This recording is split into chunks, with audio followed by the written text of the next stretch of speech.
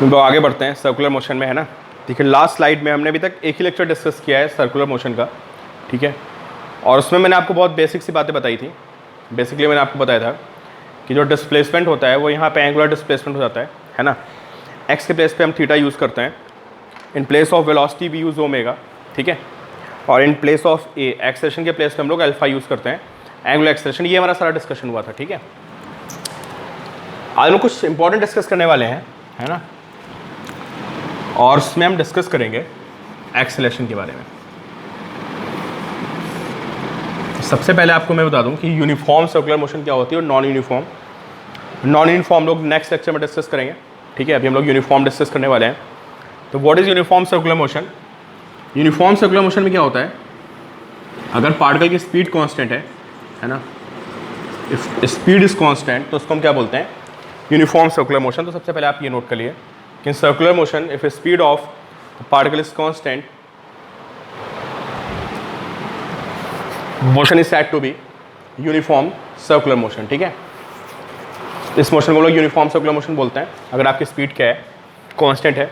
और non uniform में फिर आप समझ गए, नॉन यूनिफॉर्म में क्या होगा, in non uniform speed will be variable, है ना। यह स्पीड हमारी चेंज करेगी, ठीक है। तो नोट कर लिया आप कि uniform circular motion speed is constant and in non uniform circular motion speed is variable, ठीक है। ये बात आप नोट कर लिए। तो यहाँ पे स्पीड कांस्टेंट रहती है, ठीक है। तो यूनिफॉर्म सर्कुलर मोशन में स्पीड इज कांस्टेंट, ठीक है। तो अब आप बताइए अगर स्पीड कांस्टेंट है ना, और मैं आपसे पूछूं कि एक्सेलेरेशन का क्या होगा, तो स्पीड तो यहाँ पे कांस्टेंट रहती है but because of change of direction, ठीक है।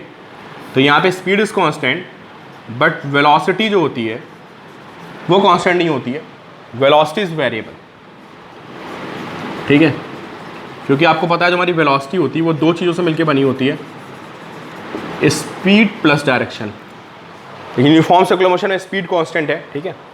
और अगर ये एंटी क्लॉकवाइज मूव कर रहा है तो हम वेलोसिटी की बात करते हैं। देखिए आप अगर एंटी क्लॉकवाइज मूव कर रहे हैं तो वेलोसिटी से अलॉन्ग द टेंजेंट, ये मैं आपको बता चुका हूँ मैकेनिक्स में, किसी भी पाथ पे कोई पार्टिकल होता है और आपको वेलोसिटी पता करनी होती है तो that is along the tangent, ठीक है। यहाँ पे होगा एट दिस पॉइंट, ये यहाँ पे होगा, एट दिस पॉइंट यहाँ पे होगा, यहाँ पे ऐसे होगा। तो आप देख सकते हो, ठीक है, कि speed is constant but because of change of direction, है ना, वेलोसिटी इज़ चेंजिंग। अगर वेलोसिटी चेंज कर रही है ना, तो अगर मैं आपसे पूछूं कि क्या इसका एक्सेलेरेशन ज़ीरो होगा, तो आप बोलोगे भाई अगर वेलोसिटी चेंज हो रही है ना, तो एक्सेलेरेशन ज़ीरो इक्वल नहीं होगा, ठीक है। तो देख लो भाई, यहाँ पे स्पीड कांस्टेंट है but because of change of direction of velocity motion is accelerated, ठीक है। नॉर्मली हमें जो हमने अभी तक पढ़ा है तो हमें एक्सेलेरेटेड मोशन की तभी फील आती है ना, जब क्या हो रहा हो कि वेलोसिटी बढ़ रही हो, मतलब स्पीड बढ़ रही हो, तो हमें लगता है कि यार मोशन एक्सेलेरेटेड है ना। या किसी की स्पीड कम हो रही तो हमको लगता है कि मोशन रिटार्डेड है। बट यहाँ में एक डिफरेंट तरह की मोशन पढ़ने वाले हैं कि जहाँ पे स्पीड तो कांस्टेंट रहेगी but because of change of direction motion will be accelerated, ठीक है। और इस एक्सेलेरेशन को हम बोलते हैं सेंट्रीपिटल एक्सेलेरेशन। इस acceleration is called centripetal acceleration. Why centripetal? Because ये जो एक्सेलेरेशन होता है ये सेंटर की तरफ काम करता है, ठीक है। इट एक्ट्स टूवर्ड्स सेंटर, और वही हम लोग देखने वाले हैं कि सेंटर तरफ कैसे काम करता है, ठीक है। अच्छा, एक्सेलेरेशन का कॉज क्या है बताओ? अगर मैं आपसे पूछूं what is cause of acceleration, बोलो भाई। कॉज ऑफ एक्सेलेरेशन आप सबको पता है, एक्सेलेरेशन का जो कॉज होता है दैट इज फोर्स, ठीक है। तो इसका मतलब अगर आप किसी को सर्कल ऐसे घुमा रहे हैं ना, सर्कल पे विद कांस्टेंट स्पीड, वो कांस्टेंट स्पीड से घूम रहा है ना, तो there must be force. Without force circular motion is not possible. समझे आप? स्ट्रेट लाइन, देखो ये डिफरेंस होता है। स्ट्रेट, अब थोड़ी मैं मैकेनिक उसकी बात कर रहा हूँ, लॉज ऑफ मोशन की, है ना, कि straight line motion is possible without force.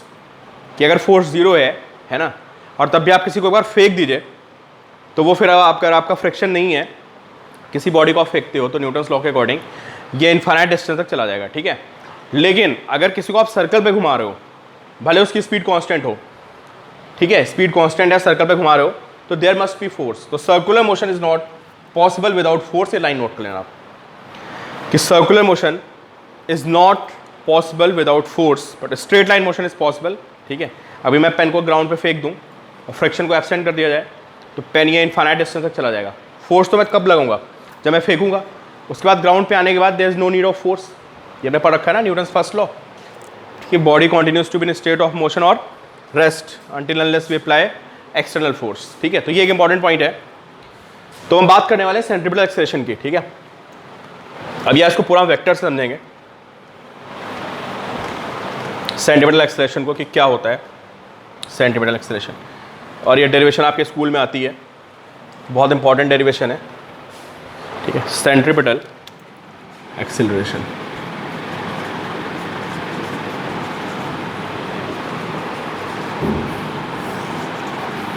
देखिए भाई,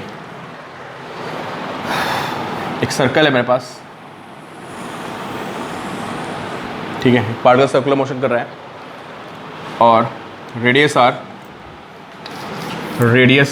इसकी आर ले लेते हैं।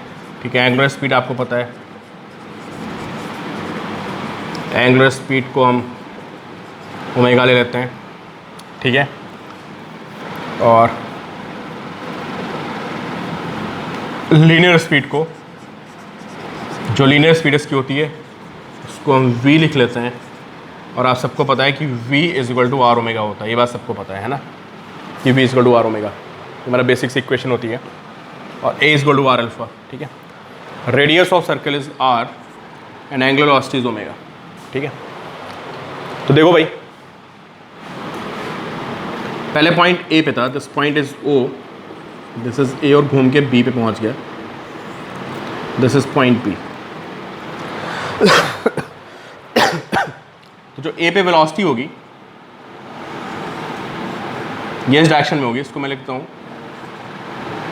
चलिए v1 लिख देता हूँ, दिस वेलोसिटी इज v1, है ना, ये एंटी क्लॉकवाइज घूम रहा है, एंटी क्लॉकवाइज मैनर में घूम रहा है, तो दिस विल बी वेलोसिटी। ठीक है, at t is equal to 0, at t is equal to 0 particle is at a, at point a। After time t, छोटे से टाइम इंटरवल के बाद, after time delta t, after time delta t, but delta t is very very small. ठीक है, थोड़ा सा आगे जाएगा। ठीक है, तो थोड़ा सा क्या मैंने काफ़ी आगे बना दिया है, this will be at point b। After time delta t particle is at b, at point b, है ना, और b पॉइंट आपको पता है this will be tangent, so this is velocity v1 and v2। ठीक है, सिर्फ डायरेक्शन चेंज हुई है, this length will be same. Why this length will be same, क्योंकि आपको पता है कि जो लेंथ होती है वेक्टर की वो आपको क्या बताती है, मैग्नीट्यूड, और जो वेलोसिटी का मैग्नीट्यूड होता है वो स्पीड होता है। और हम लोग किसकी बात कर रहे हैं, हम लोग बात कर रहे हैं यूनिफॉर्म सर्कुलर मोशन की, और हम लोग एज्यूम करके चल रहे हैं कि यहाँ पे फिर अगर यूनिफॉर्म सर्कुलर मोशन है तो स्पीड विल बी कांस्टेंट, इसलिए दोनों की लेंथ क्या होगी, सेम होगी। ठीक है, आप लेंथ चेंज नहीं करेंगे, सिर्फ डायरेक्शन का खेल है। आपको मुझसे बोला है एक्सेलरेशन फाइंड करो, तो आप थोड़ा रुक के सोचो एक मिनट, अभी मैं अगर आपसे एक्सेलरेशन पूछ लूँ तो आपके दिमाग में क्या आएगा। सबसे पहले आपके दिमाग में डेफिनेशन आएगी कि एक्सेलरेशन क्या होता है, change in velocity upon time. Time हमें दिया है ना, तो हमें क्या पता करना है, अगर हमें टाइम पता है तो किसी तरह से हमें क्या पता चल जाए कि what is change in velocity. Let this angle भी थीटा, इसको मैं थीटा ले लिया। ठीक है, तो हमारा सारा काम क्या है, चेंज इन वेलोसिटी निकालने पे, और what is change in velocity, this is v2 minus v1। Zero मत बोल देना यार, अब जीरो बोलोगे तो सारी कहानी खराब। बहुत से बच्चों को लगता है यार यहाँ पे स्पीड कांस्टेंट है तो स्पीड माइनस स्पीड वो जीरो हो गया, डायरेक्शन चेंज हो गई ना, v2 minus v1 by delta T. ठीक है, और आप सबको पता है कि वेक्टर सब्ट्रैक्शन का क्या मतलब होता है, वेक्टर सब्ट्रैक्शन का मतलब होता है कि माइनस v1 को रिवर्स करके, मतलब एक तरह से v1 को रिवर्स करके ऐड कर देना। ठीक है, तो अब लोग वेक्टर्स पे मूव करने वाले हैं, है ना, तो v2 माइनस v1 निकालना है मुझे। ठीक है, इसको मैं s लिख देता हूँ, this distance is s and this is very small. ठीक है, AB is equal to s, मैं ये लिख देता हूँ, AB is equal to s, this is arc length which is very small. ठीक है, तो मुझे v2 माइनस v1 निकालना है। ठीक है, ट्रायंगल लॉ का यूज़ कर लेते हैं। ठीक है, कुछ भी यूज़ कर सकते हैं, चलो मैं ट्रायंगल लॉ यूज़ कर लिया। ट्रायंगल लॉ आपको पता है, आपको हेड टेल मेथड बोलते हैं, जहाँ पे एक का हेड फिनिश होता है वहाँ दूसरे की टेल। ठीक है, तो v2 में मुझे माइनस v1 ऐड करना है। सबसे पहले मैं v2 बनाऊंगा। ठीक है, बिल्कुल ऐसे मैं ध्यान रखूंगा, बिल्कुल इसके बराबर बनाऊं मैं, this is v2। Of same length and almost of same direction, ठीक है। एंड देन मैं क्या बनाऊंगा, जहाँ पे इसका हेड फिनिश होगा, अगर ये V1 है तो this will B V1, sorry this will be minus V1, ठीक है। तो जहाँ पे इसका हेड फिनिश होगा वहाँ से मैं क्या ड्रॉ करूँगा, वहाँ से मैं माइनस V1 बनाऊँगा, तो दिस इज माइनस V1, ठीक है। दिस इज माइनस V1, ठीक है। तो this is V2 and this is minus V1, ठीक है। अच्छा, इसको थोड़ा पीछे एक्सटेंड कर देंगे। अगर ये एंगल थीटा होगा ना, if this angle is theta, तो आप देखेंगे कि ये एंगल भी हमारा थीटा आएगा, देख लिया आप, ठीक है। कि अगर हमारा ये एंगल थीटा होगा तो हमने इसको थीटा से घुमा दिया ना, ये थीटा एंगल घूमेगा तो ये एंगल भी थीटा आएगा। अगर मैं इसको पीछे एक्सटेंड कर दूंगा ऐसे, देखिए ऐसे ले आऊँ मैं बिल्कुल, तो ये लाइन और ये लाइन पैरेलल हो गई, this line and this line parallel, और ये भी हमारी सेम लाइन है, तो उसको पीछे ले आएंगे। अगर हम ऐसा समझाने के लिए आपको बता रहा हूँ, बना मत देना वहाँ पे कॉपी में, ठीक है। आपको समझा बता रहा हूँ कि अगर ये एंगल थीटा है, इसको मैं पीछे लाऊँ तो this angle is also theta, ये एंगल थीटा हो जाएगा। समझ रहा है आपको यार, ये V1 है, इसका उल्टा दिस इज माइनस V1, ये दोनों पैरेलल हो गए और ये दोनों पैरेलल हैं, तो अगर यहाँ पे एंगल थीटा बन रहा है तो ये भी थीटा बनेगा एंगल। और ये क्या होगा, दिस विल बी, अब ट्रायंगल और देख लेना अगर आप भूल रहे हो कि मैं क्या बातें कर रहा हूँ, ठीक है। ये जो आएगा दिस विल बी चेंज, तो इसको हम लिखेंगे कि this is V2 minus V1, this is V2 minus V1, या बोलें तो this will B delta V, this is change in velocity. अब यहाँ जो सबसे इंपॉर्टेंट बात आ रही है वो आप देखिए कि जो चेंज इन वेलोसिटी वो अंदर की तरफ है, तो इस लाइन को नोट करिए यहीं पे कि change in velocity toward centre. देखिए ना, ये सेंटर यहाँ पे ऐसे जा रहा है ना, इसकी डायरेक्शन देखिए, दिस डायरेक्शन, अगर इसको उठा के यहाँ बना दूँ तो दिस इज टुवर्ड सेंटर, ठीक है। तो हमारा कॉन्सेप्ट हो गया कि इन अ वेरी स्मॉल इंटरवल अगर ये कोई चीज़ यहाँ से घूम के यहाँ गई है तो change in velocity will be toward centre, ठीक है। ये देखिए एकेडमिक की डेरिवेशन है, ये स्कूल में आ सकती है, बहुत इंपॉर्टेंट डेरिवेशन, ठीक है। तो दिस इज थीटा, ठीक है। तो ये हमारा थीटा हो गया।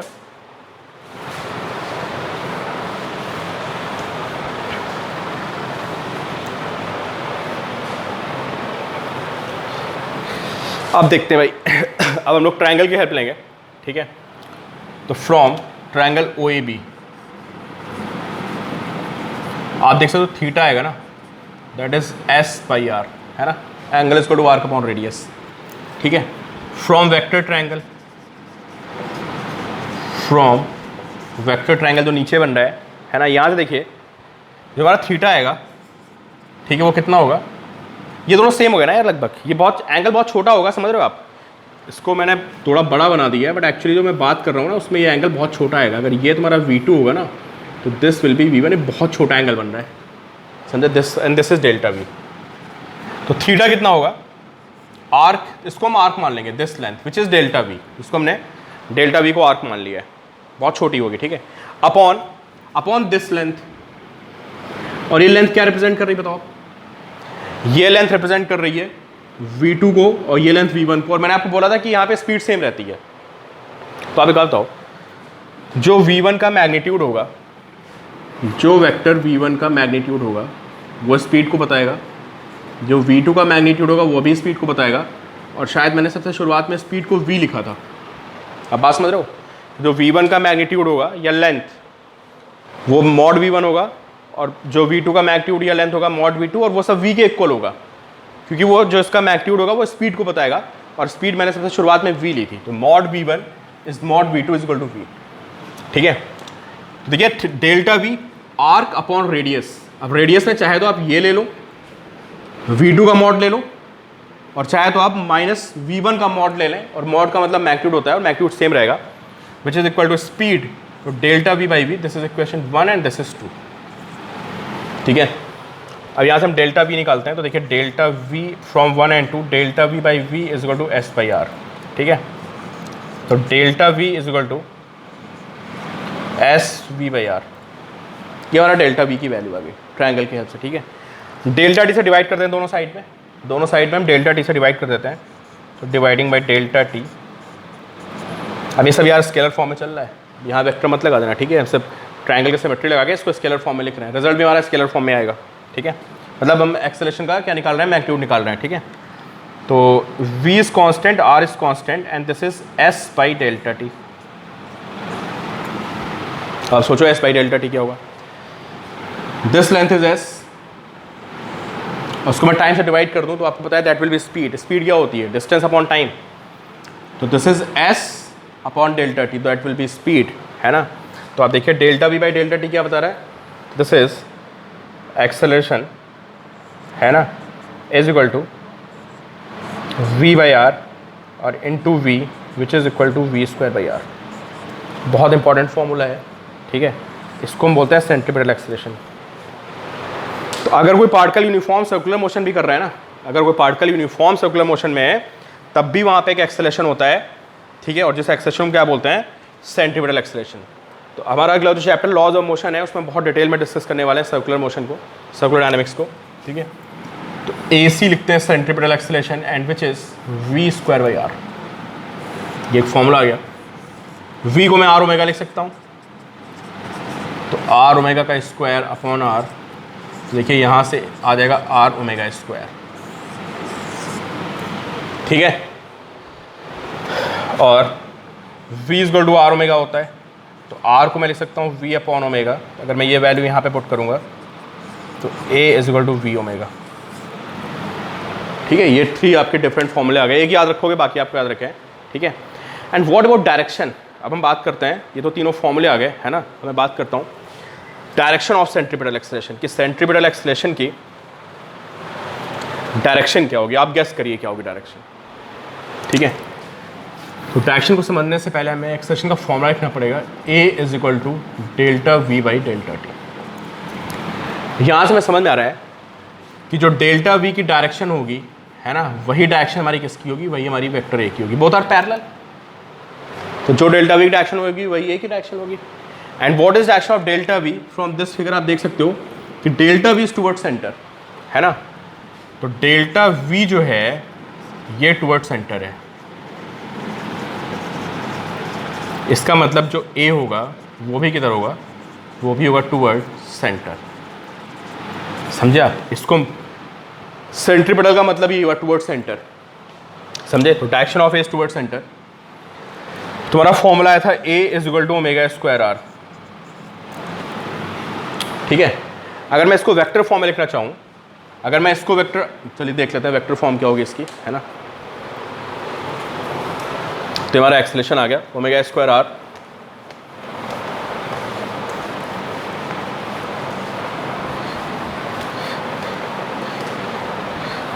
ठीक है।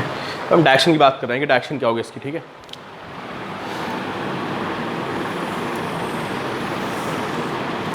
अगर ये पॉइंट ये यहाँ पे है एट दिस पॉइंट, है ना, तो अभी आपको बोला कि जो एक्सेलरेशन होगा, अगर मैं इसको वेक्टर आर ले लूँ, दिस इज वेक्टर आर, जो उसकी पोजीशन है ना, कि पार्टिकल यहाँ पे है, ये इसकी वेलोसिटी होगी और ये आर हो गया, तो ये आपका एक्सेलरेशन आएगा टुवर्ड सेंटर, ठीक है। अगर मैं इसको वेक्टर फॉर्म में लिखूंगा ना, पहले इसको स्केलर फॉर्म में लिखते हैं, ए इज ओमेगा स्क्वायर आर, और साफ साफ दिख रहा है कि अगर मैं रेडियस वेक्टर ले लूँ तो एक्सेलरेशन इज अपोजिट, है ना। तो अगर मैं इसको वेक्टर फॉर्म में लिखूंगा तो that will be minus omega square vector r, समझे। तो a is opposite to r, समझे। जिधर रेडियस होगी उसके वो अपोजिट आएगा, इसलिए मैंने यहाँ पे एक माइनस लगा दिया। This is minus omega square, ठीक है। तो ऐसे समझने की कोशिश करो कि uniform circular motion is accelerated motion, है ना, और एक्सेलरेशन अंदर की तरफ होता है।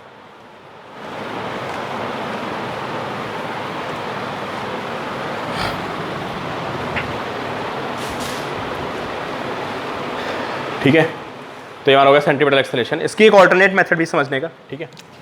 इसको समझने का एक ऑल्टरनेट मेथड भी है, बट आपको एग्जाम में यूज़ नहीं करना है, ठीक है। ये आप एग्जाम में यूज़ नहीं करेंगे। ये जो ऑल्टरनेट मेथड मैं आपको बता रहा हूँ, है ना, इससे आपके जेई नीट में क्वेश्चन भी बनते हैं। बहुत सारे क्वेश्चन आपको मिलेंगे इस ऑल्टरनेट मेथड की डेरिवेशन को समझने के बाद। आप उन क्वेश्चन को कर पाओगे, रिजल्ट हमारा सेम आएगा, ठीक है। तो देखते हैं भाई, थोड़ा इजी लग सकता है।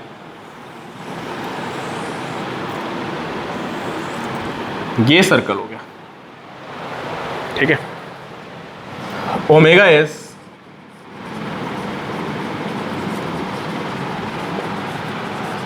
एंगुलर स्पीड, ठीक है। At t is equal to 0, particle is at O, this point is A, particle is at A, ये A पे। अगर मैं आपसे पूछूं कि what will be its position after time t, तो कहीं यहाँ पे होगा यार, at this point है ना। let me write x, y, ठीक है। तो पहले बताइए थीटा कितना होगा भाई। एंगुलर स्पीड, एंगुलर वेलोसिटी क्या होती है आपकी, एंगल टर्न अपॉन टाइम, ये होता है ना। तो what is theta, theta is equal to omega t, and this radius is are.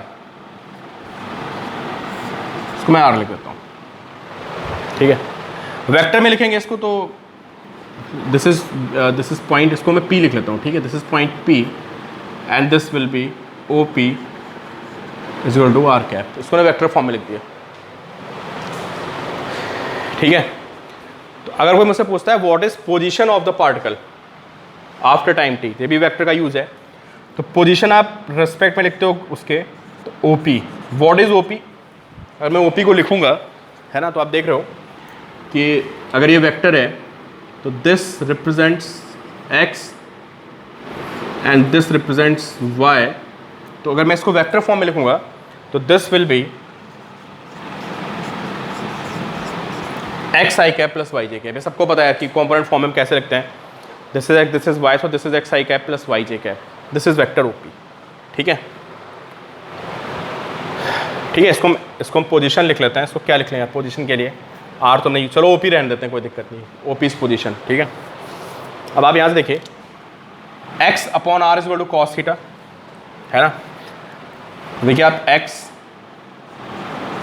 Is equal to r cos theta and y is equal to r sine theta, ठीक है। x upon r is cos theta and y upon r is sine theta, ठीक है। तो x is r cos theta, y is r sine theta. इसकी value आप put कर देते हैं। देख लो भाई, इस पे क्वेश्चन बहुत सारे मिलेंगे आपको। This is r cos theta i cap and plus this is r sine theta j cap, this is vector OP. ये मैंने लिख लिया वेक्टर, ठीक है। थीटा कितना होगा, theta is equal to omega t, है ना। इसकी वैल्यू पुट कर देते हैं। तो what is OP, OP is r cos omega t i cap plus r sine omega T J cap, this is OP. This is what is this OP, OP means position, है ना। Position of particle after time t की यहाँ पे होगा, this is position. Kinematics में आप पढ़ चुके हो कि जब आप किसी की पोजीशन को डिफरेंशिएट मारते हो, एक बार डिफरेंशिएट मारते हो तो आपको वेलोसिटी मिलती है, एक बार और डिफरेंशिएट मारते हो तो आपको एक्सेलेरेशन मिलता है। तो देखिए मैंने इसकी पोजीशन लिख ली, आप as a function of time, as a function of time मैंने इसकी पोजीशन लिख ली। अब मैं इसको दो बार डिफरेंशिएट मारूंगा और मुझे क्या मिलेगा, एक्सेलेरेशन। तो पहले वेलोसिटी देखते हैं ना। तो व्हाट इज अ वेलोसिटी, अगर कोई कहता है वेलोसिटी निकालो तो आप बोलोगे ठीक है यार, वेलोसिटी में क्या करेंगे हम, पोजीशन को एक बार डिफरेंशिएट मार देंगे, ठीक है। आर को आर ही छोड़ देंगे क्योंकि कांस्टेंट है। डिफरेंशिएट कौन होगा, डिफरेंशिएट होगा cos omega t. I cap direction है वो भी हमारी, ऐसे छोड़ देंगे आई कैप को, ठीक है। उसको डिफरेंशिएट ही मारेंगे। प्लस आर कौन डिफरेंशिएट होगा, टाइम वाला टर्म जिसमें टाइम आ रहा है। तो d by D T of sine omega T और जे कैप को ऐसे छोड़ देंगे।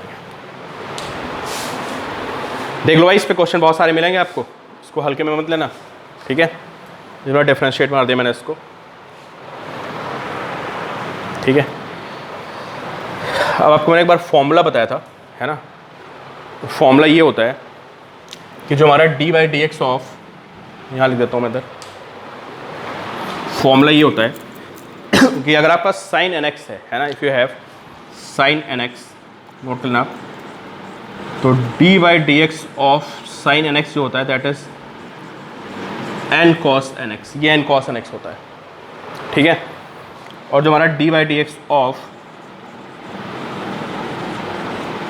कॉस एन एक्स होता है ना, कॉस का माइनस साइन होता है, एन पहले आ जाता है, तो this is equal to minus N sine N x. ये फॉर्मूला भी आपको माइनस, शायद आपको दिख नहीं रहा है, this is minus N sine N x, इसको नोट करिए आप, ये फॉर्मूले बहुत ज़्यादा यूज़ करने वाले हैं, ठीक है। तो देखो भाई डिफरेंशिएट मारते हैं, और डिफरेंशिएट मारोगे पोजीशन को, दैट विल बी वेलोसिटी, तो उसको मैं वी वेक्टर लिख देता हूँ आर, और इसी हिसाब से मैं डिफरेंशिएट मारूंगा कॉस ओमेगा टी को, तो देखिए माइनस आता है, तो this will be minus omega sine omega T, ठीक है, एंड आई कैप, ठीक है, प्लस इसको मैं डिफरेंशिएट मारूंगा, ठीक है, तो साइन ओमेगा टी का क्या बनेगा, एन कॉस एन एक्स होता है, तो this is omega cos omega T J cap, ठीक है। देखिए वेलोसिटी कितनी आएगी, दिस इज आर ओमेगा, और ब्रैकेट में देखिए minus sign omega t i cap plus cos omega T J cap, this is velocity. याद नहीं रखना है मैं, ठीक है, बट आप कभी भी देख लेना यार। देखो अगर कभी आपको वेलोसिटी में ऐसे लिखा दिख जाए ना, साइन टी और कॉस टी, बात समझो आप कि अगर वेलोसिटी में कभी क्वेश्चन आपको काइनेमेटिक्स में मिलता है, ऐसे क्वेश्चन थे हमारे 1D में भी, 1D में क्वेश्चन था, शायद मैं छुड़वा दिया था उस टाइम पे, तो ये हमेशा रखना कि वेलोसिटी में अगर आपको साइन और कॉस दिख रहा हो टाइम का फंक्शन, तो समझ जाना कि सर्कुलर मोशन की बात हो रही है। This is very very important point, ठीक है। और आपको क्लिक कर गया कि दिस इज सर्कुलर मोशन, तुम्हारा क्वेश्चन बहुत इजीली सॉल्व हो जाएगा तुरंत के तुरंत, ठीक है। तो ये ध्यान रखना है कि ऐसे लिखा है velocity, that represent circular motion, this is velocity, ठीक है। अब आपके लिए होमवर्क हो गया, कंप्लीट कर लेना, find v dot are.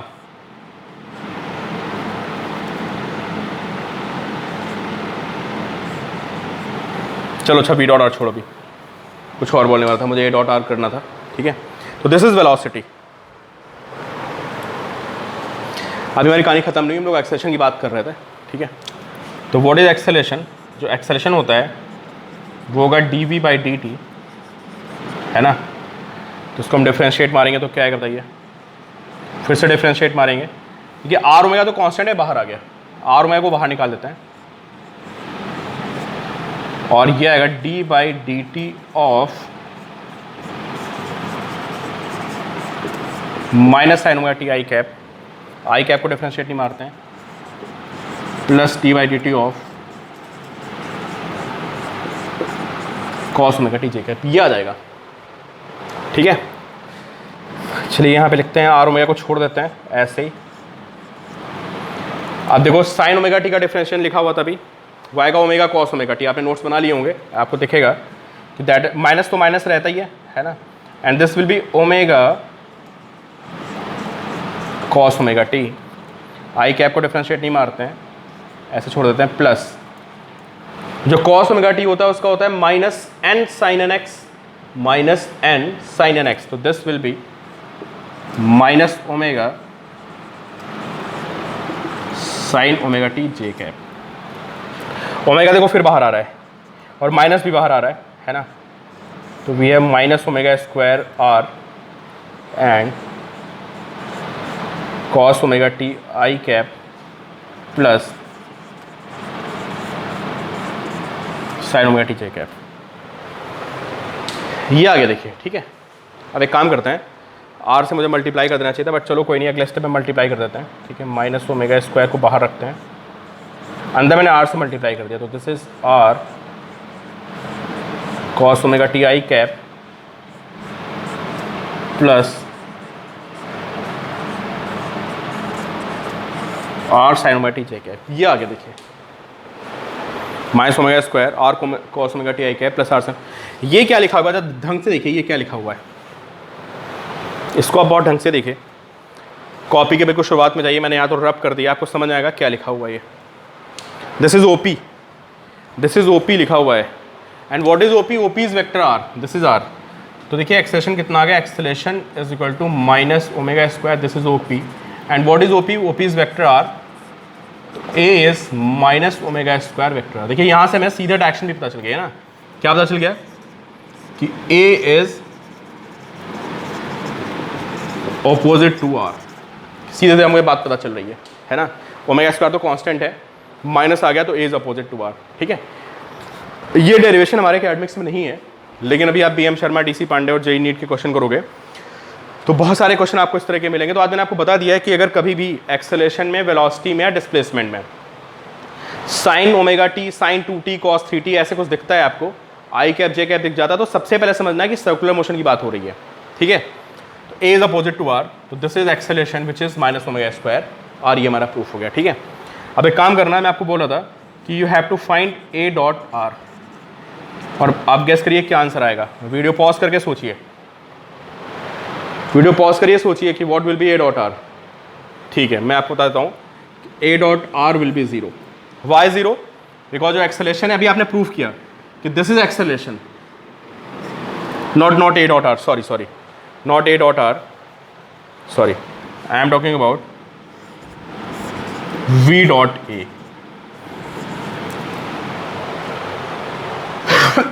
This is velocity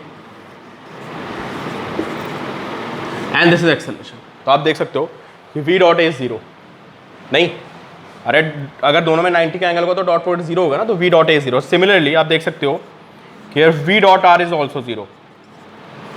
Y v dot r is 0?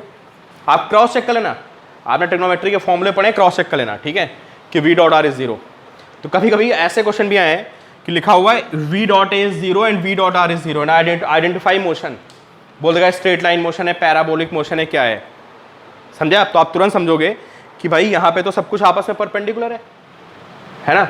Acceleration is perpendicular to velocity, acceleration is perpendicular, velocity is perpendicular to radius. तो आप तुरंत क्लिक करना चाहिए कि ये सर्कुलर मोशन की बात हो रही है। तो ये तो हमें पॉइंट रखना है कि v डॉट ए 0 है और v डॉट आर 0 होता है in case of circular motion. ठीक है, तो ये बातें हमें इसके बारे में ध्यान रखनी है, सर्कुलर मोशन के बारे में। तो हमारी बात चल रही थी किसकी? यूनिफॉर्म सर्कुलर मोशन की बात चल रही थी, और हमने देखा कि यहाँ पे एक सेंट्रीपिटल एक्सेलरेशन होता है। ठीक है, अब लोग बात करते हैं नॉन यूनिफॉर्म सर्कुलर मोशन की। नॉन यूनिफॉर्म सर्कुलर मोशन, अभी आपको लेक्चर की शुरुआत में मैंने बताया था, है ना, कि नॉन यूनिफॉर्म सर्कुलर मोशन में क्या होता है, जो हमारी स्पीड होती है वो कांस्टेंट नहीं होती है ना, स्पीड इज वेरिएबल। तो देखिए भाई, ऐसे पार्टिकल, ठीक है, और सोचिए इसकी स्पीड बढ़ रही है, moving in anti clockwise manner. ठीक है, एंटी क्लॉकवाइज घूम रहा है, स्पीड बढ़ रही है ना।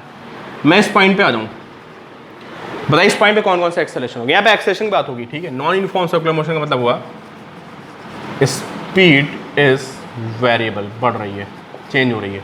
ठीक है, तो देखिए जब स्पीड चेंज होती है ना, तो वहाँ पे टेंजेंशियल एक्सेलरेशन होता है। देखो, जो rate of change of speed होता है उसको हम बोलते हैं tangential acceleration. Rate of change of speed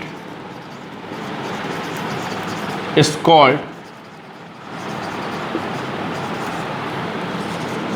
tangential acceleration, इसको हम बोलते हैं टेंजेंशियल एक्सेलरेशन। ठीक है, तो देखिए भाई, अगर कोई पार्टिकल ऐसे घूम रहा है, ठीक है, और इस पॉइंट पे उसकी स्पीड बढ़ रही है, ऐसे घूम रहा है, स्पीड बढ़ रही, तो हम बोलते हैं कि इस पे एक एक्सेलरेशन इस डायरेक्शन में।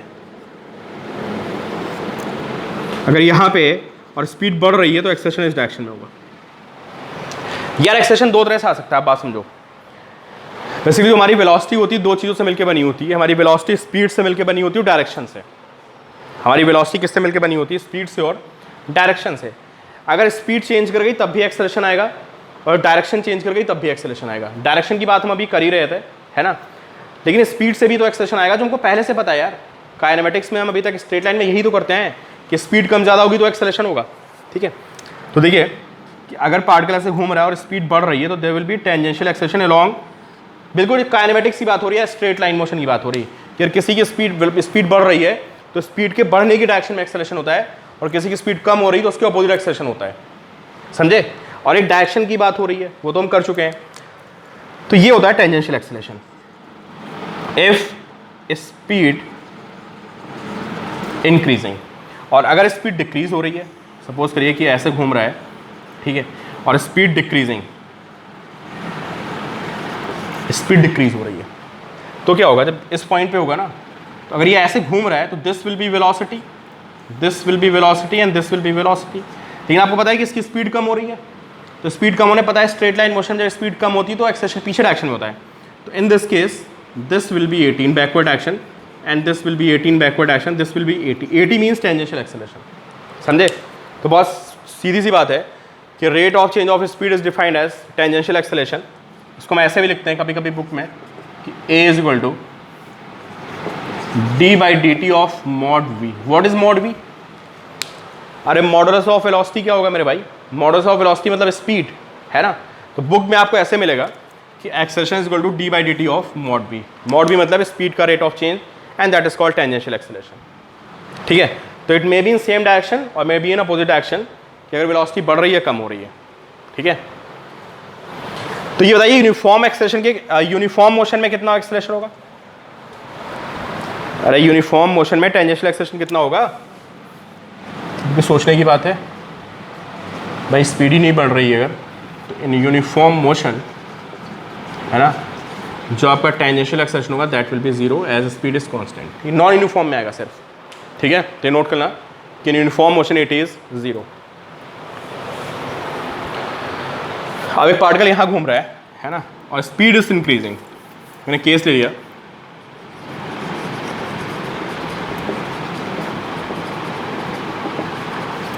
कि स्पीड इज इंक्रीजिंग, ठीक है, और कोई कहता है भाई बताओ यहाँ पे एक्सेलरेशन कितना होगा? तो मैं पता है कि सेंट्रीपिटल तो हमेशा आता है, इस बात को नोट करना। मैं बहुत इंपॉर्टेंट पॉइंट बोला है कि circular motion is not possible without centripetal acceleration. Direction change होनी तो सेंट्रीपिटल एक्सेलरेशन को तो होना ही होना है। आंख बंद करके आप बोलो कि यहाँ पे एक AC होगा और हमेशा होगा। अब मैंने बोला स्पीड बढ़ रही है और एंटी क्लॉकवाइज ने घुमा रखा है, तो आपको पता है कि स्पीड बढ़ रही है तो there will be a tangential acceleration 80 in this direction. And what will be net acceleration? अगर आप नेट एक्सेलरेशन निकालते हो, है ना, तो this will be net acceleration A net, एंड जो A नेट होगा that is under root AT square plus AC square होगा, दोनों का वेक्टर सम। अगर मैं ये एंगल निकालूं, दिस एंगल, है ना, इसका एंगल कितना बनेगा? तो in this case tan theta is equal to AT by AC। ठीक है, ये इसकी डायरेक्शन आएगी। अगर स्पीड कम हो रही होती, इसी क्वेश्चन में अगर स्पीड कम हो रही होती तो फिर क्या होता?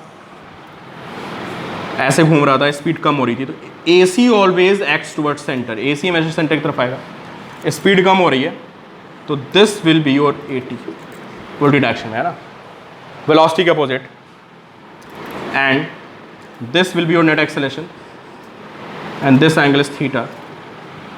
ठीक है, तो tan theta again is AT by AC, this by this. ठीक है, तो डायरेक्शन चेंज कर जाएगी। ठीक है, तो अब ये समझ लो भाई, नॉन यूनिफॉर्म सर्कुलर मोशन में दो एक्सेलरेशन होते हैं।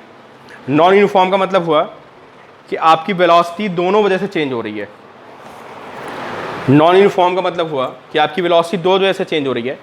एक स्पीड में चेंज आ रहा है, स्पीड कम ज़्यादा हो रही है जिसकी वजह से टेंजेंशियल एक्सेलरेशन आएगा, और एक डायरेक्शन के चेंज की वजह से। तो यहाँ पे दो एक्सेलरेशन आते हैं, AC is responsible for change of direction and AT for speed. But in case of uniform circular motion, बहुत इंपॉर्टेंट बात चल रही है, इस पर बहुत सारे क्वेश्चन मिलेंगे आपको। In uniform circular motion we have only कौन सा एक्सेलरेशन? सिर्फ और सिर्फ centripetal, no tangential, because speed is constant and this is net acceleration. ठीक है, तो यार हमने AC का तो फॉर्मूला देख लिया। What is AC? AC is V square by R, है ना, AC is V square by R। AT कैसे निकालेंगे? तो AT का दो पॉसिबिलिटी हो सकती है ना, हमने पढ़ा था V इज R अल्फा, जो V is R omega, sorry V is R omega, तो V इज स्पीड, है ना, इसको मैं डिफ्रेंशिएट मार दूं dV बाई dt, तो this is R d omega by dt, है ना, तो AT is equal to R alpha. एक क्वेश्चन में तो आपको ऐसे दिया होगा कि आपको अल्फा गिवन होगा, you can find AT is R alpha. ठीक है, और हो सकता है कि आपको speed as a function of time दे दे, speed as a function of time. For example उसने बोल दिया कि स्पीड इज 2t², या कुछ भी दे सकता है। इस केस में हम क्या करेंगे, इसको हम टाइम के रिस्पेक्ट में डिफ्रेंशिएट मारेंगे, dv/dt, ठीक है, this is 2 and d/dt of t² that is 2t, so we have 4t, ठीक है। तो क्वेश्चन आपको दो तरह से एक्सेशन निकालने की पॉसिबिलिटी होगी, या हो सकता है सीधे दिया हो क्वेश्चन में कि दिस इज टेंजेंशियल एक्सेलरेशन, हम ये हम ऐसे निकालेंगे, ये ऐसे निकालेंगे, ठीक है। यूनिट वही आएगी मीटर/सेकंड², समझ गए, मीटर/सेकंड²। दो तरह से आपको क्वेश्चन मिल सकता है, ठीक है। तो टेंजेंशियल एक्सेलरेशन निकालने के भाई दो तरीके हैं, और ये लास्ट में समराइज़ कर रहा हूँ कि सेंट्रीपिटल एक्सेलरेशन हमेशा काम करता है, मैं पूरे लेक्चर में 4 बार बोल चुका हूँ, दिमाग में बिठा लो। और सेंट्रीपिटल एक्सेलरेशन का काम होता है डायरेक्शन को चेंज करना। आता कहाँ से एक्सेलरेशन, आता फोर्स से। तो without force circular motion is not possible. तुम कोई एक मोशन देख लो, कहीं भी देख लो, there must be a force toward centre. अगर फोर्स नहीं है तो मोशन पॉसिबल नहीं है। क्लियर। एंड अगला पॉइंट ये है कि हमारा जो सेंट्रीपिटल ऑलवेज एक्ट्स, उधर मोशन इज यूनिफॉर्म और नॉन यूनिफॉर्म। नॉन यूनिफॉर्म में एक एक्स्ट्रा जाता है and that is for speed change, है ना, कि स्पीड चेंज हो रही है, कम ज़्यादा हो रही है, तो अलॉन्ग द टेंजेंट एक आएगा एक्सेलरेशन, एंड नेट उन दोनों का वेक्टर सम होगा। चलिए अगले स्लाइड में लोग प्रॉब्लम डिस्कस करेंगे।